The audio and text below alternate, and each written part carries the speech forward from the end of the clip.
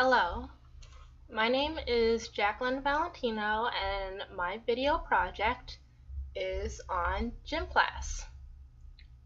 For my video project, I looked at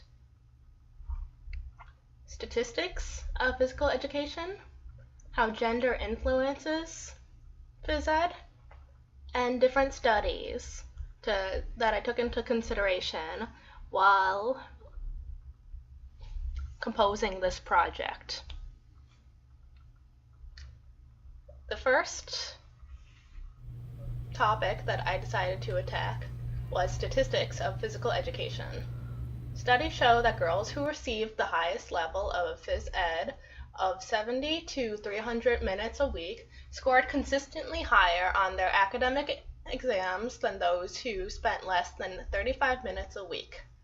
Only 12.6% of students met the Healthy People of 2010 objective for daily participation in phys ed, and they received physical education only once or twice a week. The number of overweight girls decreased 10% when their schools dedicated an hour a week of physical activity in their schedules.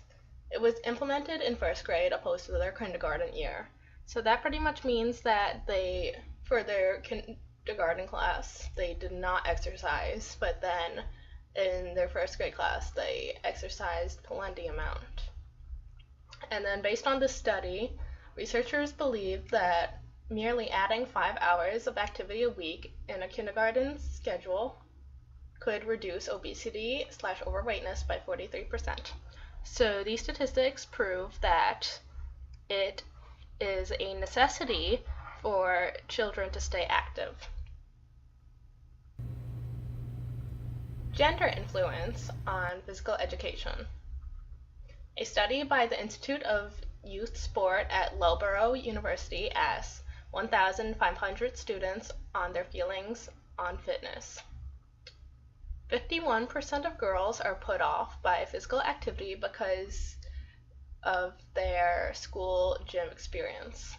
49% find that sports and gym class are too competitive. Over a third say their gym teacher only pay attention to the students that excel at sports. They also found that girls' attitudes are influenced by their peers and they feel uncomfortable by joining in. 48% of girls said that getting sweaty was not feminine, while almost a third of boys found that sporty girls were not feminine. Nearly half of the less active girls do not like the activities gym class requires them to perform. 76% of girls said they felt self-conscious about their bodies, while about a quarter of them said that in gym class they felt like their body was on display. Laura Burke, who wrote our textbook, said that today many people recognize that some gender-typed characteristics such as aggressiveness and competitiveness on the part of males and passivity and conformity on the part of females are serious threats to mental health. If we compare this to our previous part of the gender influence of physical education, they found that girls' attitudes are influenced by their peers and they feel uncomfortable by joining in. This goes back to what Laura E. Burke said about passivity and conformity on the part of females are serious threats to mental health.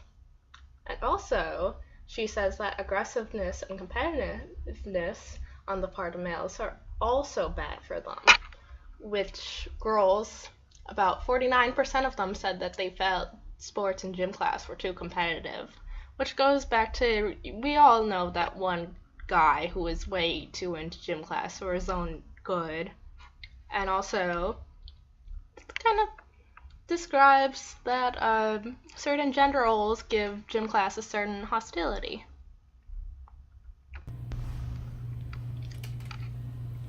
The first study that I looked at was the study of the effects of yoga as a PE replacement.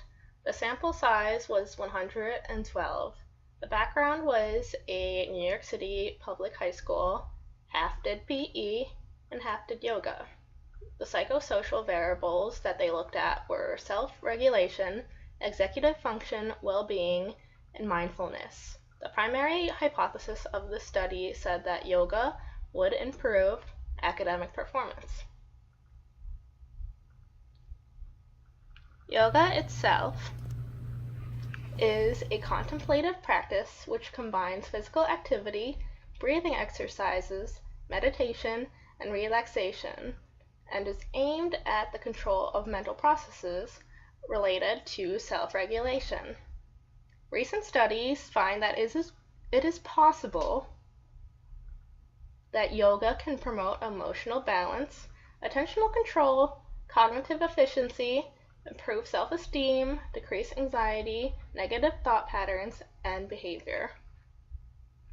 Which it makes sense that a activity dedicated to these helpful qualities, it would make sense that it would benefit high school students. The results of the yoga study. They found that yoga did improve academic performance. However, results did not confirm that it would enhance emotional regulation and executive function. Other studies found that elementary school students in yoga would increase negative outcomes, such as negative affect, stress perception, or found it to be less helpful than PE to improve their self-esteem. Increased mindfulness may, in its early stages of practice, increase perceptions of stress. Which I wondered, why was that so? But then I realized maybe metacognitive thoughts. Perhaps elementary school students are just not ready for that level of thinking. I also wondered why it didn't improve executive function and emotional regulation. So I looked at this one theory of the locus of control, which is a psychological concept that refers to how strongly people believe they have control over the situations and experiences that affect their life. In education, locus of control typically refers to how students perceive the causes of their academic success or failure in school. So possibly the students that were in the study did not believe that this was going to help their executive function and emotional regulation. So if they did not believe it to be so, then it wasn't. The next study I looked at was focused on the PACER test with children with intellectual disabilities. The PACER test is a test of endurance where students run across the gym at the sound of a beep. It is completed in rounds and they must go until they physically can't. The sample size was 13. The ages were 10 to 16 with mild to moderate intellectual disabilities. These students were enrolled in the Cheryl Teaching and Research Program. Some insist that various types of reinforcers can dramatically influence intelligence scores. So they applied this to the study to see if it's applicable to physical education. Intellectually disabled children may respond the best to co-actors. This is social facilitation and verbal encouragement. Although a co-actor can impact their performance based on the co-actor's gender, their anxiety level, confidence, performance skill, and all of these can impact their arousal level. Each participant went through 3 conditions: beeps only, co-actor with beeps, and finally, verbal encouragement with beeps. If we look at this chart, it shows generally all of All 3 rounds were about the same, with a significance level of 0.65, generally very low. But compared to the beeps only with the verbal encouragement, it was a difference of 0.07, where the verbal encouragement was higher. The results of the PACER study did not support that positive reinforcers would positively improve individual test performance. This study limits generalization because the sample was small, and according to the law of large numbers, the larger the sample size, the closer it resembles the population mean. And second, this data was collected one time for each trial. And third, the PACER might not be sensitive enough to detect any individual differences in performance. A more sufficient test could be a 1-mile run, or possibly having them run on a treadmill with a heart monitor.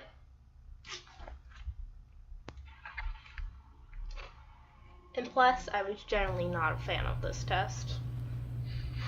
So finally, this brings us to, how can we increase participation, decrease the intensity of pressure, but increase the intensity of a workout? Can we make gym class fun? Can we have more participation from students? These are all questions to take in consideration when improving on physical education.